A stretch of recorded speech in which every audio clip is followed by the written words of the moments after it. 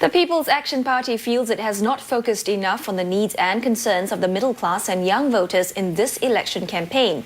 So the party's Secretary General Hsien Loong says that he's decided to zoom in on the party's messages for these groups over the next 2 days.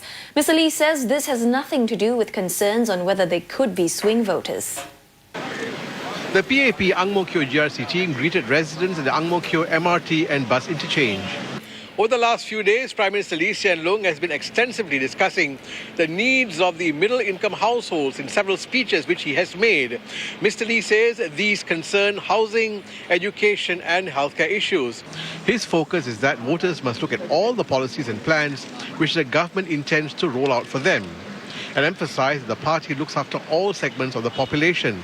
Apart from having the results of the income tax cut or CPF or GST or offset or whatever, I think it's also important for us to signal that we recognize people's concerns, that we understand what they're anxious about, and we know what we have a sense of what they're thinking. From time to time, it's useful for us, instead of just making a general broadcast to all Singaporeans, to focus a message and talk about certain target groups. On Tuesday, the Prime Minister apologized for some mistakes made by the government, for example, over the Mas Selamat escape and the flooding of Orchard Road. We considered it carefully, and I thought this was a suitable message to Singaporeans at this stage of the campaign. Focus minds on the key issues. So one set of key issues is the policies, education, housing, healthcare and so on.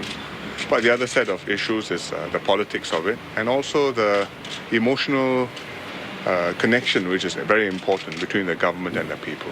I think the audience received it well, and I hope Singaporeans too. Mr. Lee's opponents in the GRC are a team with candidates from both the Reform Party and the Singapore People's Party, and he said sharing candidates shows a lack of serious commitment to politics.